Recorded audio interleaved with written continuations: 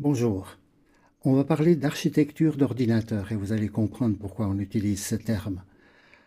On a vu les bascules, on a vu les portes logiques, ce sont des briques avec lesquelles on peut construire des sous-ensembles, ces systèmes combinatoires et systèmes séquentiels que sont les décodeurs, les registres, les compteurs.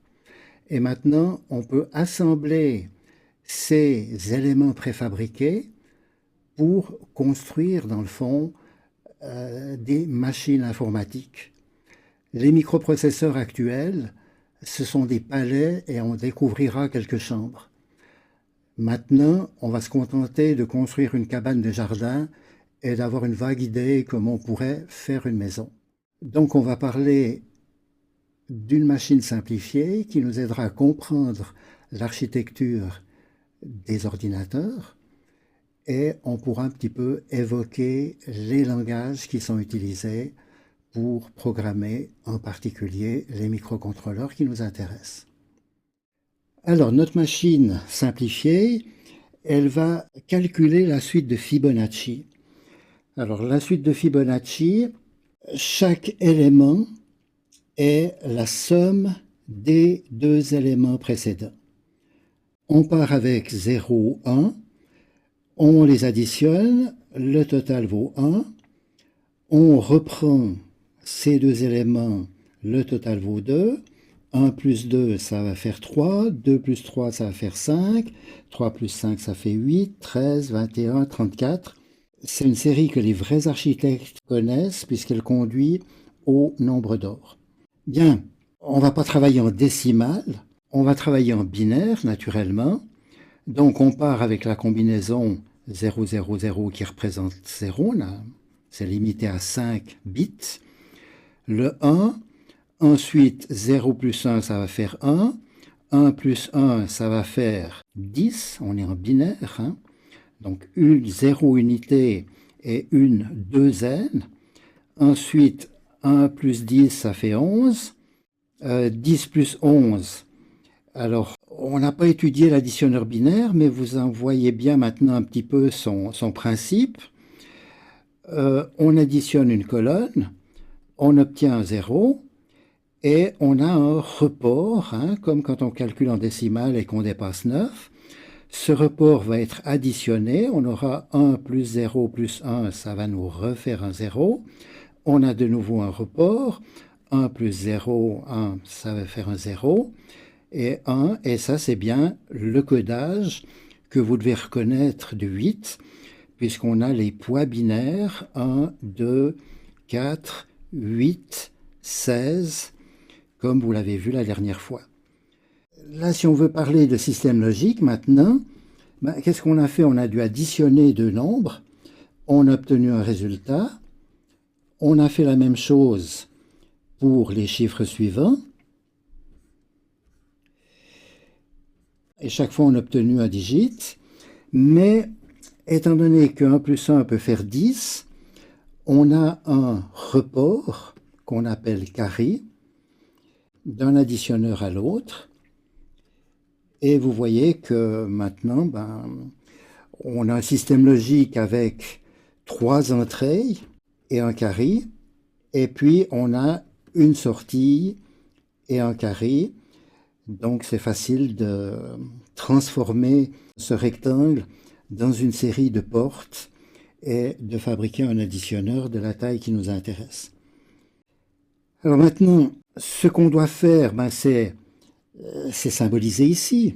Voilà notre algorithme, on doit additionner deux nombres, mettre le résultat, et puis ensuite déplacer cet opérateur pour agir sur les nombres décalés. Alors, construisons cette machine de façon à ce qu'elle puisse fonctionner. On va utiliser deux registres de 8 bits de large. C'est les valeurs un peu standards dans nos éléments. On les appelle A et B comme éléments logiques. Ces deux registres vont fournir leur information à un additionneur binaire. Et le résultat pourra être mémorisé dans un registre. Donc, comment est-ce que ça fonctionne maintenant? On est parti avec un 0 partout dans A, on est parti avec 1 dans B. L'additionneur va fournir le résultat 0,1 et on va donner une première impulsion d'horloge qui va mémoriser cette information en sortie où on pourra mettre des petites diodes lumineuses pour afficher le résultat. Et maintenant, il faut passer au cycle suivant. Donc, ce qu'on a fait maintenant, c'est de dire C est égal à A plus B. Il faut transporter B dans A. Et il faut transporter C dans B. Et là, si vous remarquez le câblage, ça peut se faire simultanément au niveau de cette machine. Et puis ensuite, on va recommencer et on obtiendra les valeurs successives, dans le fond, de cette série, jusqu'à ce qu'il y ait un débordement de capacité, puisqu'ici, le maximum est de 256. Et je vous ai parlé du carry. Cet additionneur 8 bits vous fournit un carry. Si jamais vous vouliez additionner 16 bits, il suffirait de rajouter un module.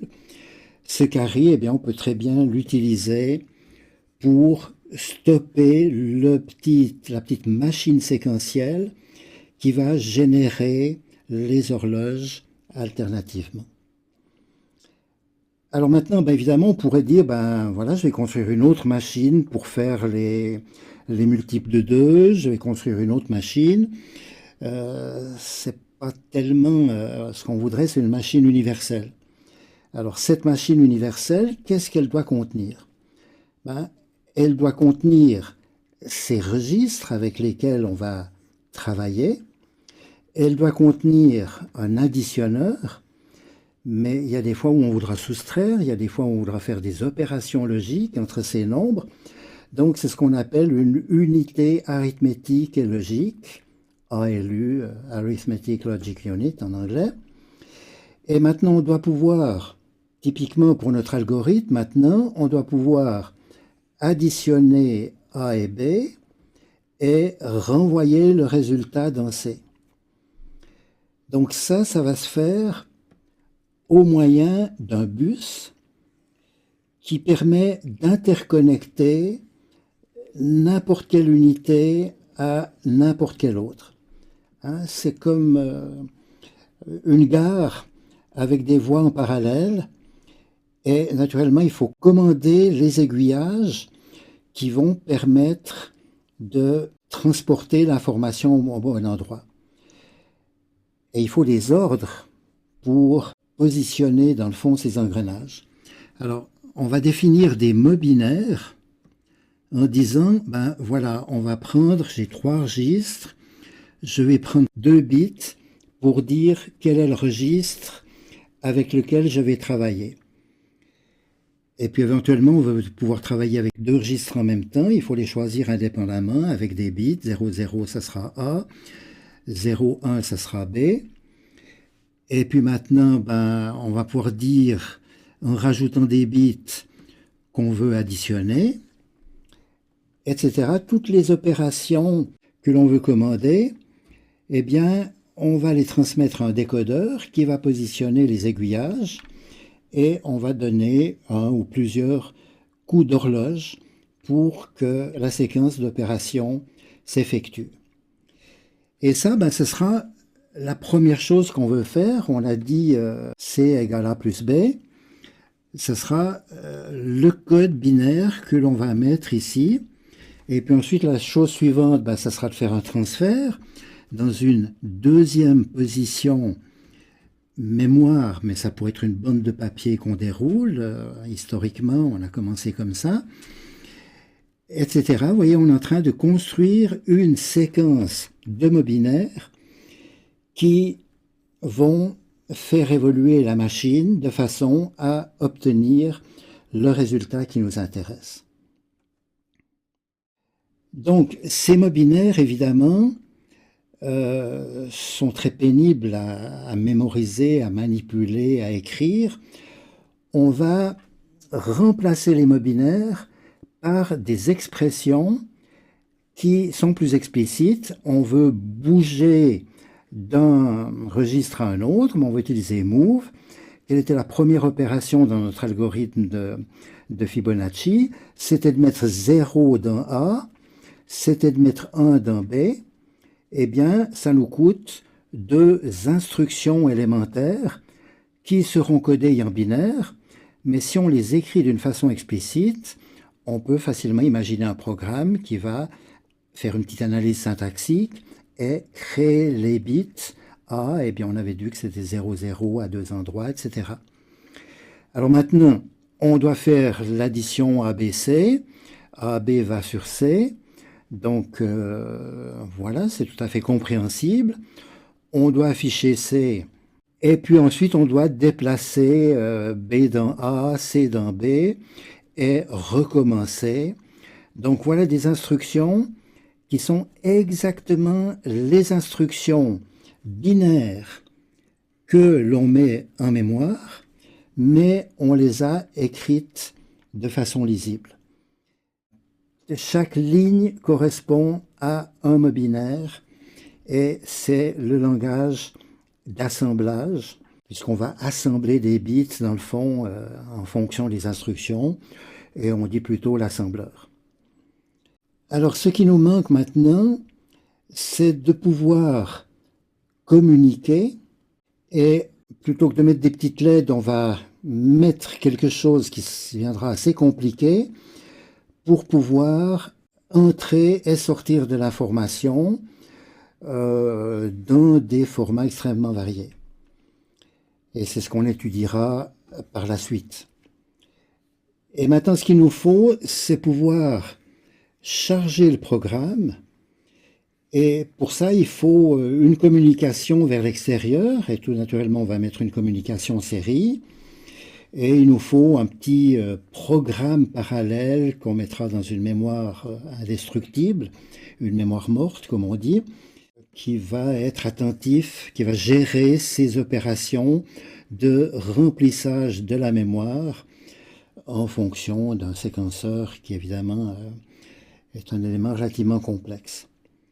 Alors, l'étape suivante, c'est de dire l'assembleur, c'est bien joli, mais j'aimerais pouvoir écrire comme au début, C égale A plus B. Et cette transformation de C égale A plus B dans une séquence d'instructions qu'on avait vues avant, ça peut se faire par un programme. Et ça, c'est le langage C que l'on va étudier, qui nous permettra d'écrire les choses comme ceci, avec encore un petit point-virgule à la fin. Et l'intérêt, c'est que l'on pourra écrire les programmes d'une façon qui nous est beaucoup plus naturelle. Alors tous les langages informatiques, depuis ce binaire, puis l'assembleur, le C, le Java, et il y en a encore beaucoup d'autres derrière, ont été développés pour interagir avec l'homme, programmer vos tablettes graphiques, etc. Nous, ce qui nous intéresse, c'est pas d'interagir avec l'homme, c'est d'interagir avec un dispositif technique que l'on va brancher sur ces entrées-sorties, des capteurs, des actionneurs. Et pour cela, il faut qu'on ait un langage approprié qui à la fois permet de faire des calculs en binaire ou en décimal, puisque si c'est du décimal, le programme saura choisir et appeler toutes les instructions de conversion nécessaires. Donc c'est le langage C qui va nous permettre d'écrire ce genre d'expressions, dans lesquelles on pourra aussi penser pour des nombres à leur représentation décimale. Le programme n'aura qu'à faire les transformations nécessaires. Et ces langages se sont beaucoup développés en pensant à l'interaction avec l'homme.